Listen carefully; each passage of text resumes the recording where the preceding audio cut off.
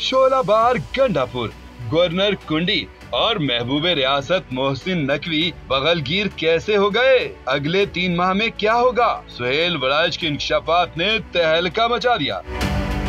अपने कॉलम बउनवान जादू नगरी में सुहेल वड़ाइच लिखते हैं कि चंद दिन पहले जादूगर गंडापुर ने कुछ ऐसा मंत्र फूंका कि सब कानून नाफिज करने वाले इदारों की आंखें बंद हो गईं और वो उड़न खटोले में बैठकर इस्लामाबाद जा पहुंचा। वहां से खैबर पख्तूनख्वा हाउस आया और फिर उड़ते कालीन पर बैठकर वापस पिशावर पहुंच गया। ना कोई जादूगर को देख सका और ना ही पकड़ सका। असेंबली पहुंचकर उसने फिर धावे का प्रोग्राम बनाया। अभी इन जादुई बयानात का झाग भी नहीं बैठा था कि अचानक फिर से जादू की छड़ी ने कमाल दिखा दिया। कल तक पीटीआई और रियासत के दरमियान आग और खून का खेल जारी था, मगर अगले ही दिन शेर और बकरी एक ही घाट से पानी पी रहे थे। शोलाबार गंडापुर, तरेदार गवर्नर कुंडी और महबूब रियासत मोहसिन नकवी सब इकट्ठे बैठे खुश गप्पियाँ कर रहे थे। हम जैसे पानी ये समझने से कासिर हैं कि जादू की छड़ी ने ये कमाल कैसे दिखा दिया।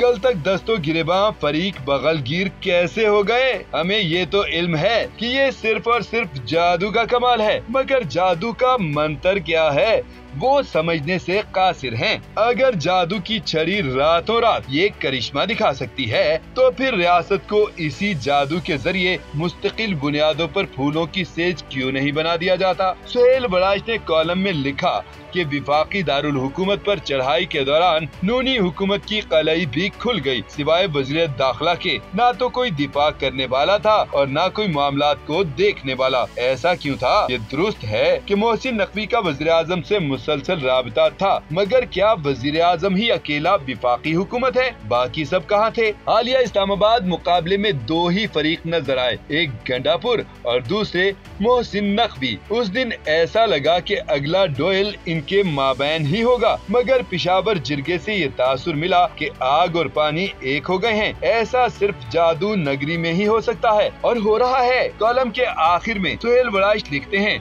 कि रियासत में जादू के चलने का जिक्र तो हो चुका, सियासी जमातों के अंदर भी हर तरफ जादू ही जादू है। तहरीक इंसाफ के बानी पर अब भी बुशरा इमरान का जादू ही चल रहा है। फैमिली के अंदर से बहनें भी अपना इतना जादू न चला सकी जितना असर उन पर अपनी अहलिया का है। पार्टी के अंदर सबसे ज्यादा जादू गंडापुर का चल रहा है। अब देखना ये होगा कि पिशावर जिरगे पर बानी पीटीआई का रद्द अमल क्या होगा। दूसरी तरफ मोहसिन नकवी का जादू भी सर चढ़कर बोल रहा है। मुक्तदिरा और हुकूमत के दरमियान मजबूत तरीन राबिता वही है। बज़ाहिर पीटीआई का हुकूमत को गिराने का खतरा वक्ती तौर पर टल गया है, लेकिन अदालती रास्ते से कई खतरात का अंदेशा अब भी है। मुझे लगता है कि अगले 3 माह में सियासत का मंजर और वाज़ेह होगा।